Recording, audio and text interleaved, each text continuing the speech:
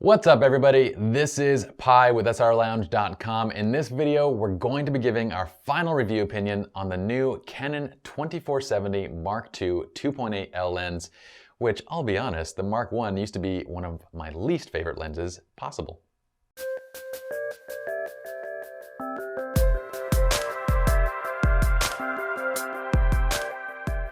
Now, not too long ago, you all might remember that we did a little comparison between the 24-70 Mark I versus the Mark II using a studio headshot to compare color tones and sharpness and so forth. After the test, I was a bit torn whether the new 24-70 Mark II was worth the additional cost, especially given that this doesn't have image stabilization. I was really actually hung up on that point. I mean, it's $2,400. Now, since then, I have used the lens on several weddings and several portrait sessions. I mean, just on a bunch of shoots. And I'm gonna admit that it's actually won me over, and I'm gonna tell you exactly why. Up until now, I've kind of treated my Canon 24-70 Mark I as sort of a necessary evil, and that's like the nice way of putting it. I absolutely detested this lens. But there are often situations as a wedding photographer where you really needed to have that adjustable focal length in close quarters, and the 24-70 with its 2.8 aperture was really the only option. But I hated the lens. I mean, when shooting wide, I felt like my images weren't very sharp from edge to edge. And it kind of had this point and shoot quality to them where I didn't really feel like I was on a professional DSLR. It was it was a good look, but it didn't really have the look that I wanted.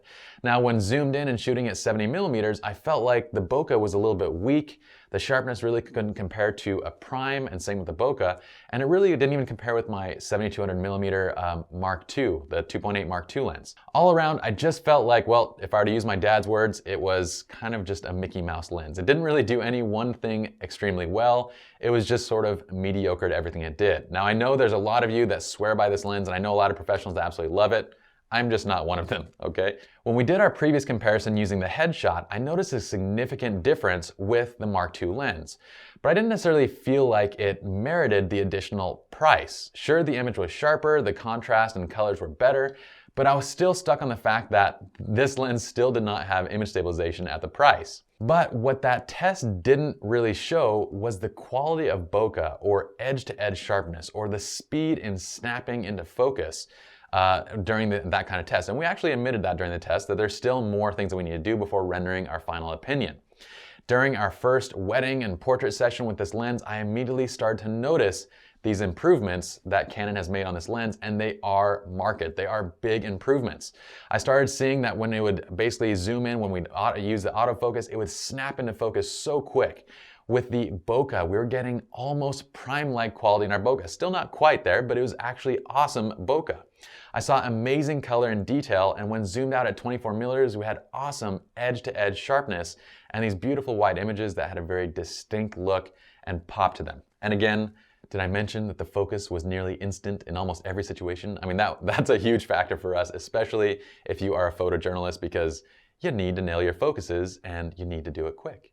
Anyway, at that point, I did something that I haven't done in years, and I actually started using my 24-70 for portraiture. Now, previously, whenever I was doing basically a controlled shoot, an engagement session, a portrait session, and an editorial shoot, I left my 24-70 basically just in the studio. I would only take 3 lenses with me.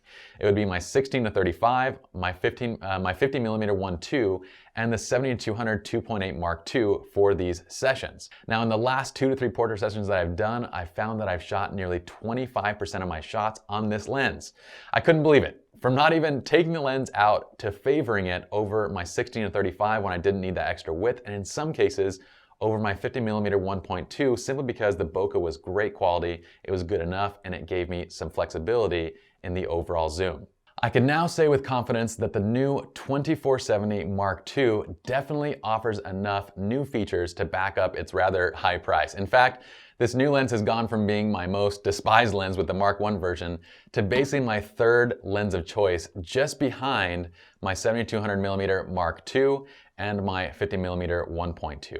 So we are indeed giving it 5 out of 5 stars, and now if only Canon would hustle out a version of this lens at 2.8 with image stabilization. I mean, come on, gotta help us video guys out a little bit. Those that do video, I mean, Canon started the whole video thing.